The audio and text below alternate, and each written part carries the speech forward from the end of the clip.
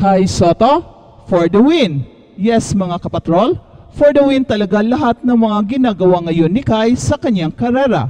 Unang-una ay for the win para sa kanyang NBA dream, ang kanyang napaka-impressive na performance sa isang season with the Yokohama B. Crusaders.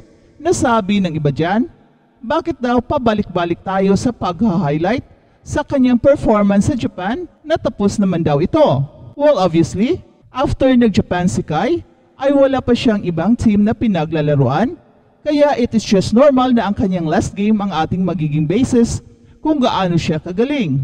At ang kanyang stint sa Yokohama B. Crusaders ay dito niya pinakita ang kanyang NBA level skills and talent na talaga namang masasabi nating parang isang totoong NBA player na si Kai. Ang kanyang mga alley-oop dunks ay for sure pang NBA na talaga. Ito ang mga dunks na nakikita natin sa NBA na napakabihira nating makita sa ibang liga. But Kai did this kind of dunk almost always in every game. Parang normal na lang kay Kai ang mga alley-oop dunks galing sa mga lob passes at isa ito sa nagpapatunay na napaka-athletic ni Kai kahit na siya ay isang legit 7'3". Alam naman natin na kapag ang isang player ay tutungtong na sa 7 feet, ay bumaba na talaga ang kanilang athleticism, expects for some few players like Kristaps Porzingis, Bol Bol, and Victor Wembanyama. Kaya isa itong si Kai sa mga extra tall players na napaka-athletic at napakataas lumundag. At ang maganda kay Kai ay hindi lang siya all about dunking the ball, grabe rin ang iba pa niyang mga skill set na kahit mga former NBA players na nakalaro niya sa Japan B-League ay lahat bumibilib sa kanya. Isang special player si Kai in terms of height and skills, pero dahil bata pa ay hindi pa ready ang kanyang katawan last year, pero ngayong taon ay ibang-ibang Kai Sotto na ang magbabalik sa NBA minicamps and workouts. At masisilayan na ng buong mundo ang kakaibang galing niya ngayong July sa Olympic Qualifying Tournament na kung saan isa si Kai sa sasandalan ng gilas versus Latvia at Georgia na kung saan crucial ang height ni Kai at ang kanyang skills to make sure na makakuha ng panalo ang gilas. Kailangan ng gilas si Kai primarily para sa depensa at sa rebounding. Pero kakailanganin rin ng gilas ang scoring ni Kai na kung saan naglalakihan ang mga players na makakatapat ng gilas. Kaya kailangan ang height ni Kai, hindi lang sa depensa, kundi pati na sa opensa para magkaroon ng patas na competition at hindi magiging dehado ang gilas sa matchup. At makakatikim ang Latvia at Georgia sa legit NBA skills ni Kai na ngayon ay lumalaki na ang katawan at bumibilis na ang kanyang mga galaw. For the win talaga kapag nandyan si Kai dahil sa dami niyang pwedeng mabibigay sa team. Para na talagang totoong NBA player si Kai in terms of height, skills at ngayon sa lakas ng katawan ay wala ka nang hahanapin pa sa kanya. At siguradong ang NBA ay naglalaway nang makikita ang kanyang improvement sa kanilang mga minicamps and workouts na siyang perfect time for Kai to convince the NBA na hinug na siya na makipagsabayan sa mga NBA teams. Napakagaling lang talaga ni Kai at ito hindi isang hype lamang. Meron tayong maipakitang mga videos na magpapatunay sa kanyang galing. Pero ang biggest question ay kung madadala ba ni Kai ang kanyang impressive performance sa NBA. Well, yan ang inaasahan natin na madadala niya ang kanyang fine play sa NBA. In terms of skills ay walang duda, napaka-skilled big man ni Kai and he is NBA ready. Pero in terms of power and strength, ay dito meron pang konting duda at malalaman lang natin sa darating na NBA minicamps and workouts.